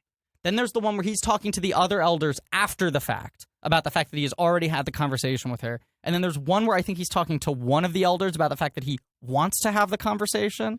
Yeah. And he's just like, he's making it like he's kind of obtuse for no reason. Right. But the Big Hurt essentially tells Bryce Dallas Howard, "Hey, this is the shed. This is the costume. It's a farce. Do your very best not to scream." Yeah, or whatever. right. Yeah. It's a farce. Here's the creature. We pretend to do this. Why? Because we're scared of the outside world. We don't want people to know. Right. Wait, but does he tell her? But he doesn't tell her. No. He doesn't tell her that it's a farce. He just says, He says the word farce. to her? Yes. Yeah. Because then why is she so, if she knows that it's just a guy in a suit, why is she so scared when she goes wandering up Because he says, we based it, and Shyamalan drops this fucking vocal cue in again in case we forgot. This is what I would argue was twist 2 of the movie. Where he says, like, it's based, based on original tales of creatures in the woods. The creatures don't exist. Well, legend, whatever, you know? And that's Shyamalan being like, maybe there are monsters. Why I don't know. did he do that? He's like, listen, your fiance of 12 hours is fucking dying. Look, I'm going to tell you the secret that is all that binds this village together. Only thing. It's the only thing that makes all this shit work. Yeah. But maybe they're really evil. Well, I mean, and also it makes no sense. Well, I think it's designed. No, I don't. It doesn't make sense. I mean, the other thing that doesn't make sense is like you've got a shack with some costumes in it. Put some penicillin in that shack. Just in case. Why does it yield penicillin? Make a new label for it. Why that doesn't looks the Hurt villagey. just be like, all right, so this is kind of serious. I understand that we don't like to make exceptions because it sets a bad precedent. Maybe in the middle of the night, I'll walk through the fucking 50 feet of trees, and I'll just go, and I'll go to a CVS, and I'll be like, hey, you got some Advil? All right, cool. Well, the whole idea, what's revealed in this movie is, like, the village was formed because these people were like, I hate death. Right. No more death. Let's make a village where no one can They don't die. like sad things. They don't like sad They all things. had a sad thing happen to them, and they say it's like... They all sad deaths. Oh, my sister was raped. Oh, my father was but shot. and murdered. All of them. Yeah, they're all dead. It's really like, I don't want to live in a world where 9/11 happened. That's the movie is very broadly a 9/11 / Iraq War, whatever, allegory where it's like, let's just shelter ourselves away from the bad things. From the hurt and the pain. But that... not from the big hurt, but from hurting. But he doesn't do a serviceable job of connecting that to, like, intimate grief. No. Of being like, this is why I'm retreating from it. It's a broader sort of abstract fear of the world, which I think, I can certainly relate to. But I think that, it's very... abstract and it does not at all connect to the circumstances of you need to save your fiance. Right. No. And it brushes up, like that first shot of Brendan Gleeson cradling the coffin. What a fine actor. And there's moments like when they Sigourney Weaver opens her little black box and looks at the photographs. Excuse me, David. I believe you mean Sigourney Weaver. Sigourney Weaver. Yeah. Opens her black, but there are moments that brush up against what you're talking about. Yes. But it obviously it's too. It's and not like at super that point, concerned with Shyamalan's too worried about like explaining the mechanics of his world to the audience, and also trying to make it like 1/5 of a love story. Yeah. And then there's even that thing. It's a romance. Are you kidding me? But they never do. There's the part where Bryce Dallas Howard's talking about how she senses everything, and that she senses that like William Hurt and Sigourney Weaver that there's a thing there. Yeah. And then there's like one moment where she won't fucking hold her hand. Right. She's at a party. Like, and then it's never picked up on, like, ever again. It's just a weird dangling thread for no purpose. Dangling hand. So he explains it to her, and he goes, you have to walk in the village. Here's a pocket watch. It's worth money. Go down the road, do this, do that, and then here's the list. I wrote it down. Give it to someone. They'll give you the medicine you need. Yeah, his plan is flawed. Literally, super flawed. no one would ever know if he just left one night. He got some fucking penicillin. No, but his plan is no. But how about the blind girl? Yeah. She'll just walk until she hits the road, a dirt road, which she'll easily discern. The idea is, she won't see, so she won't know. Of course, but it's also like, just an elderly. Did you get that, David? I didn't totally pick that up. See, this is the thing. The only logic I could figure out for why he wouldn't want to go himself is they don't want to make contact with the outside world because then people will know and the whole thing will be blown. But it'll be blown as easily by a blind girl. Oh, yeah. No, the blind girl who doesn't know that there's this outside world. Who can't even pretend to act like it's 2004. Like, it would be really easy for someone to be like, who are you? You know what I'm going to do? Call the police. It's interesting that they must have been in the village for however many years. 20 at least? Right, and so like they're young children there, which means that they are at the grandchildren stage. Right. Sure, they're getting to the They grandchildren. are likely, I mean, I don't know if someone is cheating and like looking at their pre-iPhone, like sneaking it out and being taking out their what's Sony happening? Ericsson. Exactly. But one guy just really wants to keep up with the Blackhawks score. Yeah, he's got his Palm Pilot. I don't blame him, but you have to the 9/11 sort of validates their decision to do this. Of course, what if someone like bought a paper and like it just happened to be on that, and they were like, "Oh shit!" No, because there is that scene. There's that scene where M. Night Shyamalan's character he is reading a newspaper, and it's like I paused. There were like 5 stories, and they're all like murder, death, like they're all terrible. And then he flips to the next page and 7 more murder things. It's so heavy-handed. What's he reading? But Bryce goes into the woods. There's like 30 minutes of the film where it's sort of just like a sparse thriller that's just blind girl in the woods. Yeah, and it's what happens to a blind girl in the woods. It is 80% of the trailer. The trailer was all this action. The trailer was mostly her a blind fumbling girl's around. in the woods. In the woods. And you don't know. She doesn't know what's going on. And her only adversary is Adrian Brody in a red costume. Which chasing after her. You don't know it's Adrian Brody. No, I know. So when it's introduced, you think, okay, twist 2. Right. What They're the real. fuck is he doing out there? I mean, he's hiding, No, it's a stretch. There's a term I used when we discussed. The stretch is he pried open the floorboards. He got the costume. He somehow like wriggled out of a window in that bulky. That's there are bones on that costume. How did he get out there? Well, he's got the strength of an ape. So, and they always want cake. There's a term I used when we discussed David Dobkin's The Judge. I don't know if you've seen The Judge. I have not seen The Judge. You are a lucky man because you too will someday die. I know that there's a lot of Bon Iver in that movie. Yeah, that's true. Because the soundtrack was sung to me for 10 consecutive days at the Toronto Film Festival. But there's also a lot of bull-y shit in that movie. That's the best joke I'll ever make. Yep. Congratulations. That's it. Is there we're in the UCB studio. Is there like an alarm that goes off? Oh, yeah, 10 comedy points. Yeah, I give that 10 comedy points. Yeah, right. By the way, David, I give you 7 comedy points for Palm Pilot. Oh, thank you. Yeah, I know reference-based humor isn't usually I liked what we're it. going How for. many do you need for like Judd Apatow to acknowledge your existence? Well, Judd Apatow just optioned that joke that you He made. optioned that joke. Is it like a carnival, or if you get like 1,500 points, you get like the Judd Apatow? Yeah, you take your tickets to the booth, and he's like, "You get a Netflix series." Like it sounds like 10 points, like that's a big score. But much like the carnival, if you want anything that's better than an eraser, you need like 15,000 points. You got to be putting in the time every day for years. That's the thing, and you reset every day. Yeah. Much like at the carnival, you're going to lose your points once you go home. So yeah. Adrian Brody, they sort of present. Oh no, this is what I was going to say. David Dobkin's The Judge, right? There is a character in that film who is Robert Downey Jr.'s young brother, who, when we discuss the film, I refer to as a cinematic device that I refer to as convenient retardation, where a character is like just mentally handicapped enough to help the movie in the ways it needs to. Right. So they're super blurt functional. something out at the wrong moment. Like loves singing Beatles cover songs, but like can't raise a child. Exactly. Right. No, that's just hypothetical. That's a perfect example. In The Judge, it's shoots every moment of the fucking family's history on a Super 8 camera, and then inadvertently projects old memories onto the wall at times that are dramatic. Do you know this, Ehrlich? I may have been told. All I really remember about what I've been told about the movie is like the climactic conversation between Judge and Judge's son takes place in the middle of a tornado. His name's Judge Jr. That is correct. Judge Jr. That was the same year as Man of Steel, too, right? That was Warner Brothers' big year of tornado, father-son. Can we get off the Judge, or what is your point? No, Adrian Brody has the same thing in this, where it's he can barely walk, and then in other scenes off camera, he does things like in order for us to accept what's happening, elaborate costumes and pull up the floorboards, which is like I'm not arguing he doesn't have the strength to do it, but why would he think to do that? No, go on. I was going to say something, but were you going to play devil's advocate? No.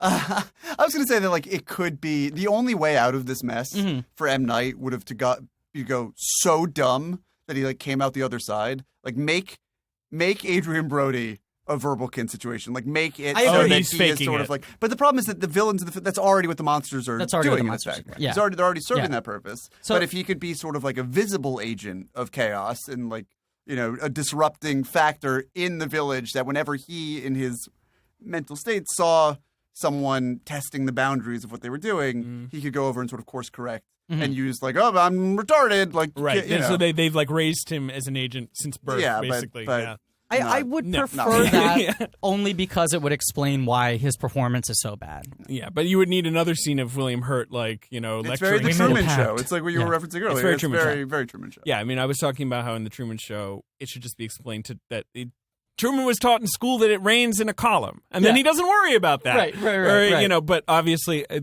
you can't break the reality too many times, and people will stop enjoying it. You want the audience to have a fun time. Oh, no, but the audience, what I was saying to you is like the audience within the Truman Show world, the people watching that television show. They want it in reality. Want to recognize. Well, I mean, you can't just have like a running commentary being like, remember an episode 9 years ago? Remember it rained in a column that one time. So that's why it's happening now. Don't worry about it. How weird would it be to Truman be Show like, better movie than The Village? No question. Yeah. How weird would it be to be like 10 years old and you're like watching The Truman Show and you start watching like when you were born, so you've been like big on like years like 28 to 32, and your parents have to constantly explain to you like, oh yeah, so when Truman was 4.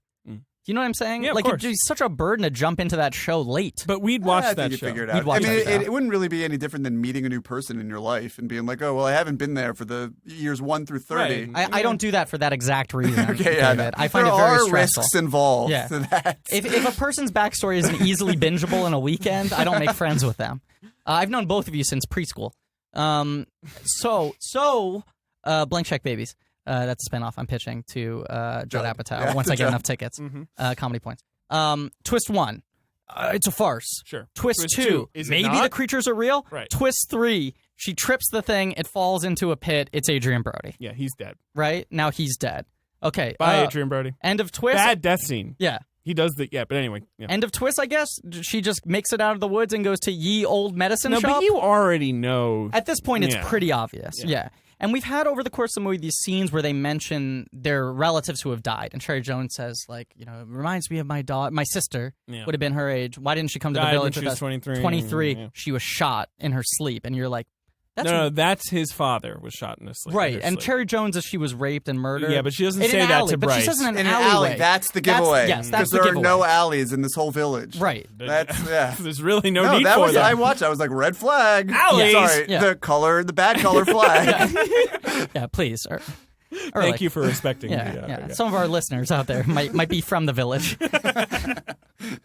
The village? Yeah, from the Walker lineage. Okay, let's wrap this plot up here. Makes it out of the woods, she climbs a wall. Yeah, good job, Lee. I don't know how she does that. Now, as she's about to climb over the wall, William Hurt it just dramatically walks to a box. Right? Yeah. It is not provoked by anything, and he's with who's the woman? He's with Sigourney Weaver. Is it? I think it's a different woman. Whatever. One of the other elders. He's with one of the other elders, and he dramatically walks to a box in silence, and the two of them unlock it, open it up, and there are newspaper clippings. Yeah, Much like the newspaper clippings from Unbreakable, and much like the way he plays out the twist in Sixth Sense and Unbreakable, and also the non-twist in Signs, where like at the moment where the thing has to click, he replays like 7 lines of dialogue over it so that no one cannot understand what's going on, right? They called me Mr. Glass. Yeah, they called me Mr. Tips. But that's 4 movies in a row where he does that exact move, right? Yeah, totally. And they get the newspaper clippings. I don't know if you remember, he was kind of known for his signature twist. That was something he was on brand. Well, and but not he always only delivers the twist the exact same way. It's like you're going to hear the repetition of dialogue. Come on, let's get to his cameo. They were people in the 70s, and they decided. Oh yeah, right. We get all their families died. They met in a grief counseling group. They did. What's funny is that like now, back then everyone was, and I thought sort of unfairly, It was just sort of like, oh, it's a vanity move to put himself in his own movies. Right. Now, in 2016, people, maybe more rightly would be like, oh, it's the only way to get an Indian guy in a movie, in like a major role. It's like, diversity. Oh, hey, M. Night. And we did talk about across these, we're on film 6 now, is that right? You have, he is the lead in Praying with Anger, his first film, which takes place in India. But then you're saying it's a bunch of white Samuel guys. Jackson. I mean, are there any Sam other Jackson. real people of color in the first 6 movies? Not in Signs, apart from M. Night. Not in Sixth Sense? No. Other than M. Night? Yeah. Well, Very lily white casts. Well, yeah. Yeah, it's too bad The Village couldn't be a racial utopia as well, because it was the 70s, guys. Yeah, they were Wanna invite some black unbound to any sort of history to that Yes, place. Like sure. they could have. But David, M. he Night was a is history not. professor. No, but you got to remember, M. Night is unfortunately not, and then we'd be like, wait, there are black people living here. When is this? Like, Yeah. then we'd be asking questions. That's a very fair point. Yeah, that would be a bad color flag, I Right. think, to the audience. Yeah. But it's like I know that you were making the bad color flag joke again, but it sounds worse, right? When we were like, well, they can't have black people. Like, yeah, that would be a bad color. That's the bad flag. color. Comma flag. All Yeah. right, Okay. anyway. I shouldn't use Although that. now I'm thinking it would have been interesting had the ranger, like the nice ranger she meets, been black. Sure. Yeah. It's like that, or any Or other, anything. yeah, anything. Right. Other But no, than he's white. just another confused white guy. And Bryce Dallas Howard went, I sense a color coming from you. Black? Is that? God. Minus 10 comedy points. Oh, God, Judd. I'm coming for you. It's going to take a little longer than I thought. She runs into a cop or a security guard. He's not a cop. Right, so in the She newspaper runs into Paul clippings, Blart. yes, he says the Skinny thing, Blart. William Hurt earlier said the thing about your grandfather, he could take $1, make it into $5. No, because I think this is important. There's in the newspaper clipping, there's the thing of billionaire John Walker shot by former coworker, and he says that in the thing. It was money dispute, Right, money dispute. right? Yeah. Well, I wonder if they're supposed to be the fucking Foxcatcher family. Oh, the DuPonts. Yeah. Yeah, maybe. Oh, God, That's sort that'd of be in because cool. it's a Pennsylvania. Yeah. Yeah. And that's I bet it was. And so they have this reserve. I'm adding it to the IMDb trivia page this is tonight. the- Literally, no one can stop me. The first thing you see is when she jumps over. The first thing we see when she jumps over the fence is the signage Walker on the door. Walker Preserve, Wildlife yeah, Reserve, yeah. and he walks out, and it's like, okay, so that's why no one ever bothered them, because this is And- big land. It's his family. He knew no one would ever But come then in. everyone's like, but what about the planes? I need someone to explain the plane The question situation to everyone me. was asking. So it's a kind-eyed young ranger security guy Takes pity played by on- Abe from Mad Men. Yep. Elizabeth Moss's ex-fiance. And they have this conversation that goes on for way too long, where he's like, "Wait, you lived in the woods? in the woods, And she's like, "Yeah," and he's like, "But you lived there?" She's like, "Yeah," and he's like, "But where did you grow up? The woods?" Like he repeats the same question 6 times, and she keeps on going like, "Sir, I'm just from the woods. I don't know what you're saying, Sir. I mustn't. He'd be so. I sense kindness in your voice." I want to get to the goddamn cameo. Can I just point out one thing? No, The moment with the clippings in the box. I don't care about the clippings No, because in the I find box. this really funny. The logic we're supposed to buy into is William Hurt's just sitting in his living room, waiting for Bryce Dallas Howard to come back, and then without saying anything, he Let me goes take a look at the box of "Look at secrets." that box." Let me remind myself why I'm here. Let me just stand Hey, stoically it's on with his a woman mind. He over just my sent shoulder. a fucking girl. No, they've But they come do to it a, so a dramatically. crisis point They're in at the a village. there's that great line reading from Brendan Gleeson where he says like, "Look, maybe it'll work, maybe it won't. Maybe this is it. Yeah. Like we tried, right? Yeah. We can't stop everything Yeah. bad from happening." He says it better than Yeah. I just. He's such a good Yeah, actor. and look, Yeah. guys. Guys, look, come on. Come on. We're going to build a wall. We had a good run. It's going to be huge. We're going to get the fucking Walker Foundation to pay for it. She He convinces. could play Trump, Gleason. He's got the Oh, build. yeah. He's got the build for God, he'd Trump. be such a good Trump. He is charmed by Bryce Dallas Howard. Enough to go to the ranger station. Yeah. And sneak some medicine from the cabinet while M. Night Shyamalan is like, you see, the thing is, the Walker family, they paid Wait, for no planes. But they have all of the penicillin. Just in a thing. 80 jars of In penicillin. a fridge that says penicillin do not take. Clearly, at some point, one of the elders was like, just in case of emergency, have a fucking Comstock load of penicillin right here. We're never gonna come out and get it. Here's something, though. But- Here's something. You need electricity. They don't have any electricity. Maybe that's the problem. Because you need a generator rumbling away. What are you going to say? That's the machine. That's for the fridge, you're noisemaker saying, you to can. keep the penicillin. Yeah, that Maybe makes that's- sense. I don't know. Maybe you have a fridge in the woods, though. I mean, come on. There are Yeah, workarounds. do fucking something. I don't know. Or you have an ice box. Yeah, assholes. Right? Just ice.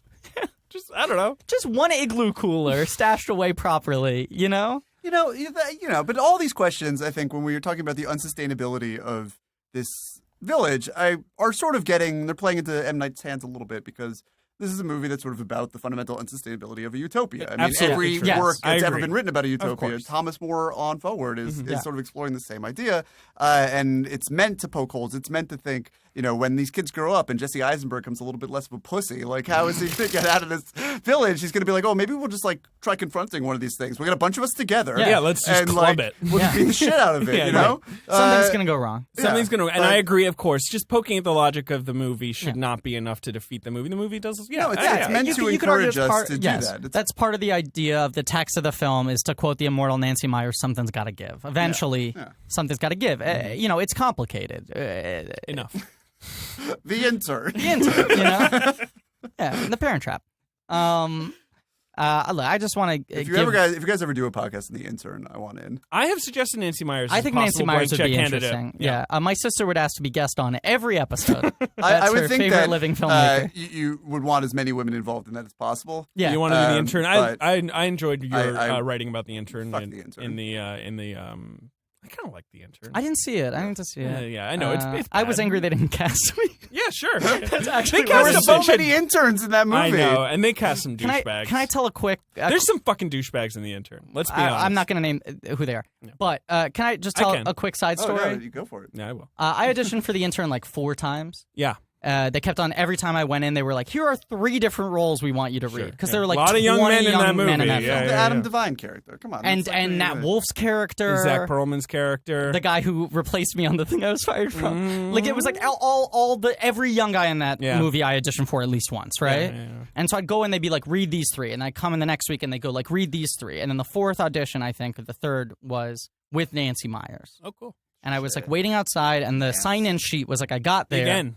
The sign-in sheet was 6 current cast members it of was SNL. Like Colin Jost, yes. you 80 know, Bryant. Yeah, right. I think Pete Davidson wasn't on at that point. Taryn Kelly was like... They make these people sign in. This is what was crazy, right? So I was like, she's like making all these people audition, and like they fucking... They're busy. They're on every week. She knows whether she wants them or not. You know, whatever. Like, but it was like a huge cattle call, and it was all like these big-ass people. And so I am like waiting there, okay, whatever, getting a little intimidated by my competition, but it's also like, well, I know all of us are auditioning for 8 different characters, so whatever. And the casting guy comes in and he's like, "Hey, Griffin, you ready?" I was like, "Yeah." "Hey, how are you doing?" "Doing well. How are you?" Good. And then he's standing on the side of the door, right, about to open it up, and goes, "Great, really excited. Just so you know, Nancy doesn't like shaking hands." And he opens the door and I make eye contact with her and I totally lose my mind.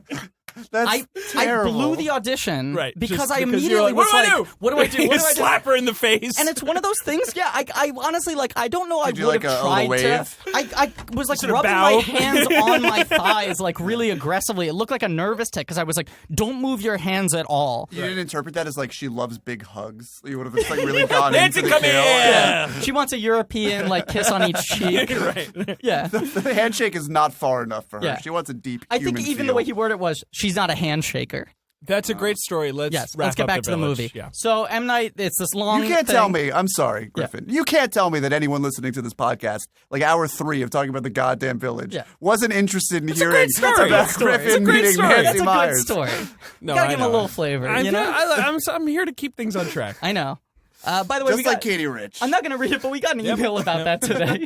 Really? Yeah, you know what? You got an email I want about to address this quickly. I'm not going to get into it in a big way. Don't. But we got an email from a guy who previously emailed in some miniseries suggestions of filmmakers John to cover. Apatow. And he said, like, hey, thanks for mentioning my email. I hope you keep these things in mind. Also, if I could give one note, David, stop being so hard on Griffin. I just want to publicly say, we're best friends. Yeah, There's great. no problem here. No. We know the roles we fit into. Yeah. I like provoking David. Yeah. He's trying to get my I try to goose. get his goat, and when David says, like, shut up, I hate you, he doesn't actually hate me. No. I just don't want any of our listeners to actually feel uncomfortable or No, bad it's for just anybody. sometimes we gotta get fucking moving. Like that's like 100%. literally Gotta go. 100%. We gotta go. That's the dynamic. Of course. Yeah. Yeah. Guys, we're busy New Yorkers. It's not a plan. We're like Nancy Meyers characters. We're Nancy Meyers characters. You know, we've got kitchens to busy refurbish. that we can only talk about the village for 3 hours on a Thursday night. Yeah, and we can't shake hands. Okay, so M. Night, reading the newspaper. Death, murder, rape. Right. And then he's just like, yeah, a lot of crazy things. Hey, Jim, whatever you do me a favor. Don't be difficult. I hate difficult things. Like that one time the Walker family said that no planes could fly over.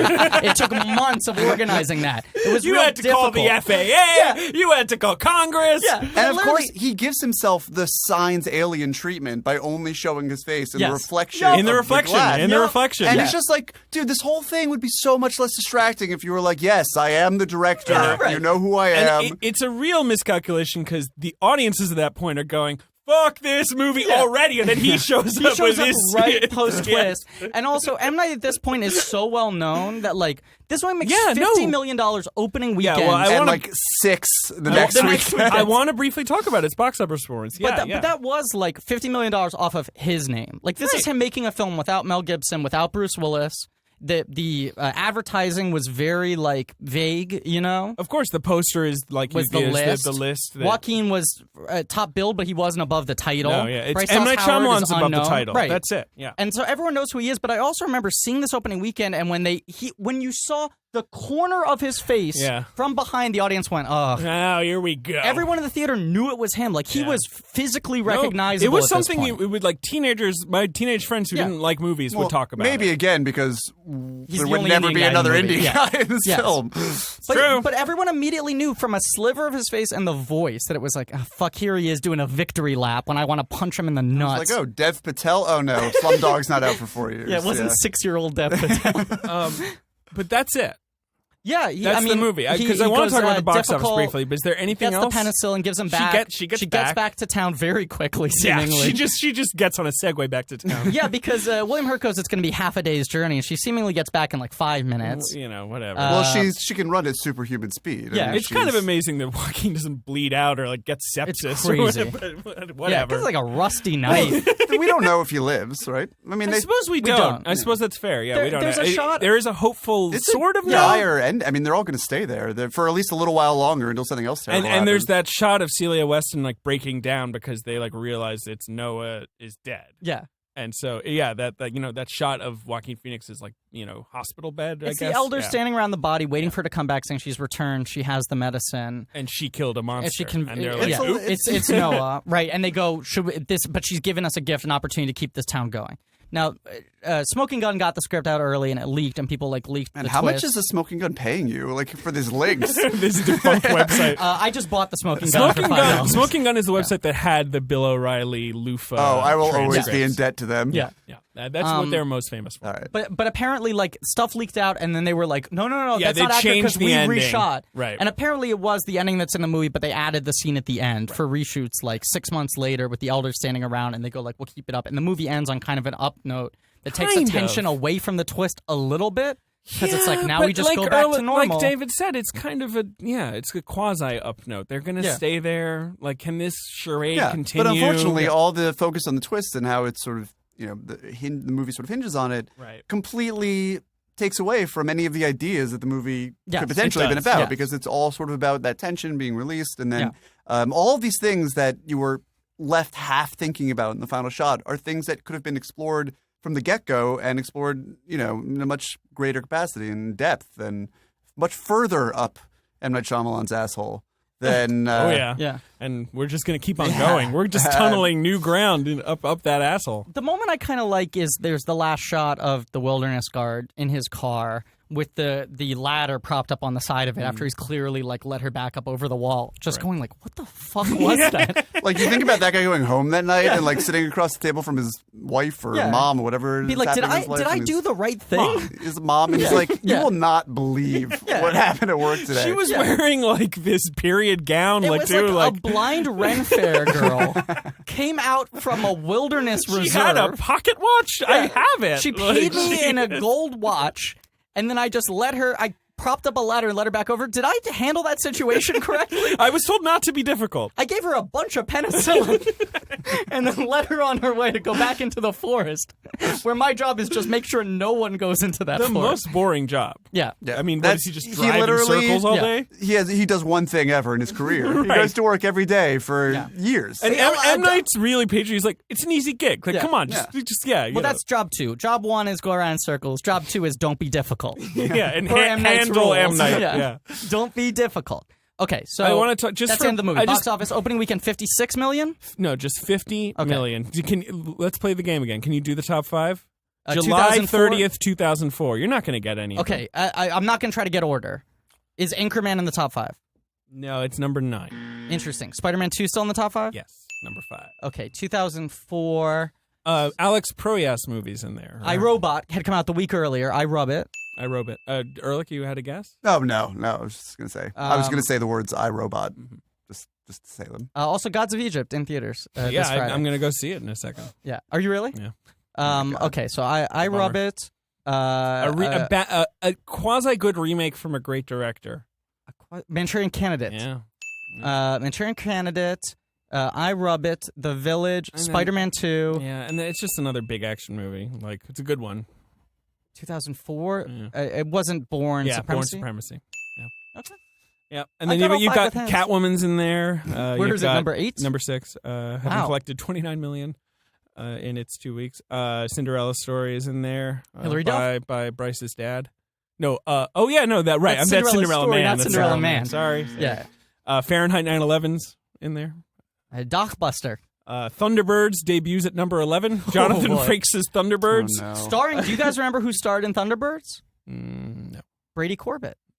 Wow. Is the young lead of Thunderbirds. How his fates have changed. Garden State opens in 9 theaters to $200,000, number 30. Hey, David, watch this movie.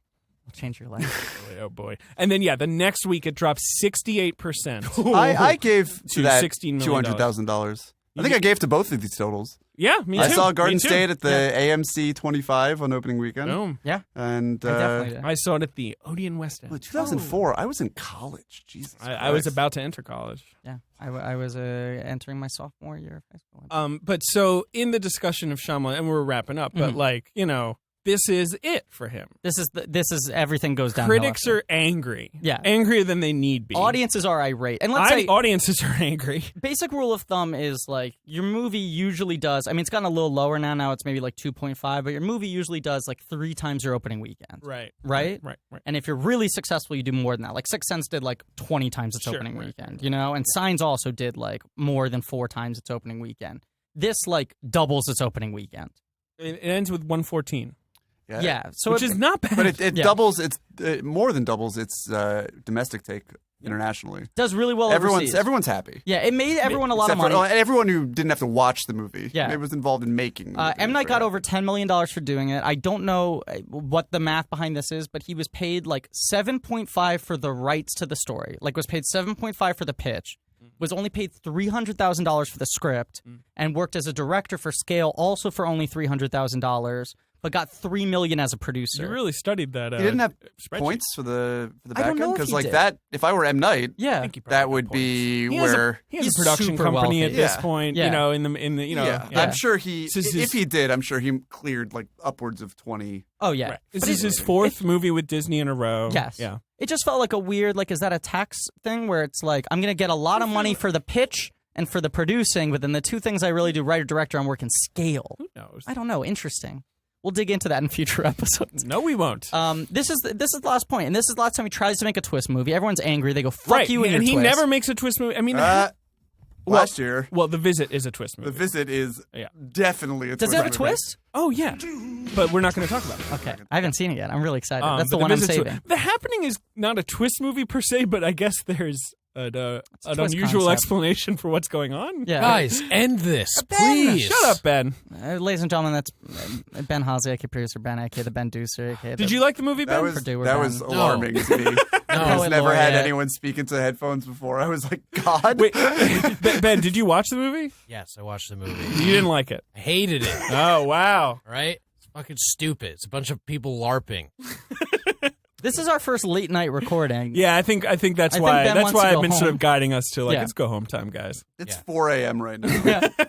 And you got to make a 5 a.m. screening of Gods of Egypt. Gotta go see Gods of Egypt. I hear it's at least like stupid. Like I'm excited. Like funny. Oh, stupid. I think that there's no doubt that it's stupid. No, but I mean, I was worried it'd be like pretentious and boring and like self-serious. I hear it's not. I did hear it has some twists in it. They were apparently some making twists? critics sign non-disclosure agreements. Well, they wouldn't let me bring a +1 to the screening, so I'm just fucking seeing it Thursday night after talking to you guys. Spoiler alert, I heard there's a spaceship in it. Okay, I'm excited. Yeah, I'll go see it for that reason alone. You want to come now? No, I'm not going to see that movie. I'm like semi-tempted, but I also... You're literally just going to go to a public screening. I do this sometimes. If I can't be bothered to go to the critic screening, I'll just see it Thursday night. I'm not surprised that you were deigning to see a movie. No, it's because because I have to review it. Yeah, I mean, otherwise I'd Right. go see it some Yeah. other time. Right. But and also my brother works late, so he'll come join me and we catch a 10 p.m. screening. It's fun. Joey Sims. Yeah, once I told you about In the Heart of the Sea, right? Yeah. When we went to see it at the Regal RPX in Court Street, where you could choose your seats. He had already bought his ticket. I bought a ticket. This map comes up. One seat is filled in. I take the one next to him. We get to the theater and it's an empty theater and we're like, okay, row K. We walk to our assigned seats. No one else enters the theater. Halfway through the movie, a homeless man has been sleeping in the back, gets up and runs out. It was the most exciting part of the movie. It was why that homeless man ran out. David? Yeah. I give you 50 comedy Oh, points woo, for going to your assigned seat. That's a good See, bit. you had a Nancy Myers story. I had my In the Heart of the Sea story. Ehrlich, do you want a grab bag story? You got one grab bag story? Jesus. No. I don't think so. I do want to hear about whatever you got fired from and all the people you hate from The Intern. But we can do that off air. Oh, we'll talk about that another time. We'll talk about that. Let's say this. I want all the listeners to know, especially the ones that were potentially interested in hearing those things, that we did talk about them afterwards, and they didn't get to hear it. It's the best thing about podcasts when people are like, we'll discuss that off, Mike. Yeah. And you're like, oh, man. Bonus content. What's your favorite Shyamalan movie, Ehrlich? Favorite? Yeah. I know you. You think favorite and best are the same thing. I do. I didn't mean favorite, stressing away from best, but just that I was so hard-pressed to like one of them enough to single it out. But, probably Unbreakable and the first half of The Village. Yeah. The movie The Village could have been. Sure. And Unbreakable, but I don't really need any of these movies in my life. I think the direction in Unbreakable is very smart. Yeah. I agree. It's my favorite one. Is this your favorite, David? Definitely. Wow. And I haven't even seen all the ones we're going to do. Well, I my never saw favorite the M. Night last Airbender. Shyamalan project is the episode of Entourage where his script gets stolen and Ari's freaking out. That's a good episode. M. Night's really good in that. Oh, God. Entourage was so good at jerking off its guest stars, where it's just like, M. Night Shyamalan, everybody, please, let's take a second. Biggest director in Hollywood. God. Remember when they acted Emily like... Ratajkowski. I love Anna Faris, but Entourage had a whole season about Anna Faris' career Those are decisions. the only 5 or 6 episodes I watched in their entirety because at that point in time I was an Anna You were a Faris big Anna Faris completist. fan. I wanted to have seen every work she had done. I've seen most of them. I don't watch Mom. Mom's actually okay. Ladies and gentlemen, thank you for listening to this podcast. David Ehrlich, thank you for you for coming being a and being our guest. guest. This is a surreal pleasure. Aww. As always, please rate, review, subscribe our podcast, but also our cousin, sister, brother podcast on the UCB Comedy Network, Yeah. which now it has some new thing on iTunes. I don't know. Yeah, no, it's exciting. Yeah, Ben? What's up? Ben, we forgot to mention The Buried Secret. We're going to talk about The Buried Secret. Don't worry. We'll talk about The Buried Secret. M. Night Shyamalan, at the time of this film, commissioned a documentary filmmaker, an Academy Award-nominated documentary filmmaker, to make a film called The Buried Secret of M. Night Shyamalan. It aired on the Sci-Fi Channel or yes, something? and it was supposed to be an unauthorized, probing look into M. Night Shyamalan, asking the question, is he himself supernatural? Right, but it was all just scripted nonsense. Have you heard of this thing, Ehrlich? I remember it at the time. Here and it comes was, the twist. They leaked things to Page 6 to be like, Yeah, M. Night whatever. was suing. Tell he them doesn't the want to air. twist. The twist is The Buried Secret of M. Night Shyamalan is the first ever screen credit of one Griffin Newman. Wow. I have never seen Did it. you play M. Night Shyamalan? I played you a did. kid who loves M. Night Shyamalan. Wait, so this was this ostensibly a documentary. It's a mockumentary, but it's presenting itself as a documentary. I had to sign like 80 pages of non-disclosure stuff because they were like, we're going to leak this out and we're going to pretend he's going to pretend to sue us and that he doesn't want it released. It's all part of the Village marketing campaign. It's like tongue-in-cheek. Okay. But it was like... But they took it seriously because he took everything about himself very seriously. That was like, we are going to explode, like the secret childhood of M. Night Shyamalan. Yes. So, yeah. All of this, yes. Right. We're going to do a bonus episode. We're going to do a bonus episode about it. I have never seen it. I believe my role was largely... They told me at the time it was cut out, and then I saw someone else on IMDb credited as what I was ostensibly playing in the movie. Okay, so maybe you're not in the movie. Well, no, I'm credited as like teenage fan number 4. Okay. I believe I don't speak and appear somewhere in the background riding a bicycle, but I got to miss a day of school to do it. Cool. I got paid a couple $100, and I got stories to tell. Launched me on this horrible career. Yeah, I think that No, I got it later after that. Okay. Yeah. But we'll talk about that. We'll do a bonus episode about that. And there's also a book that he had commissioned about the making of Lady in the Water.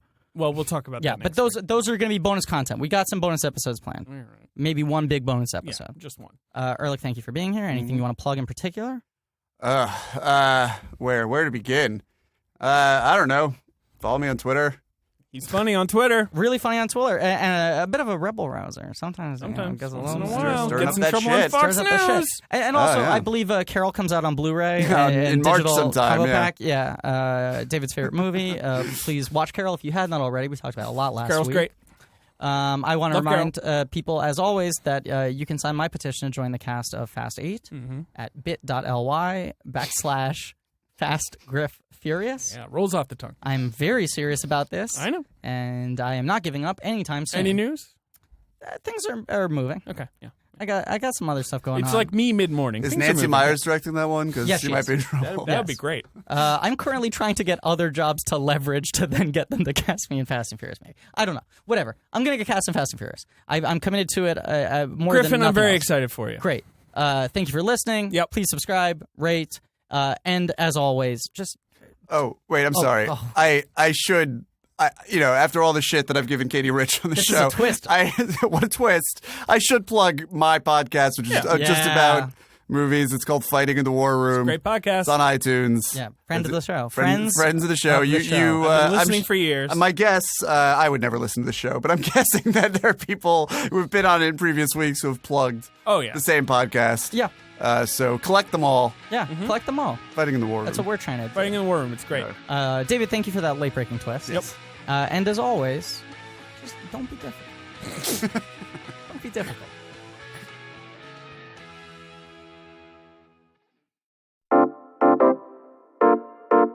This has been a UCB Comedy production. Check out our other shows on the UCB Comedy Podcast Network.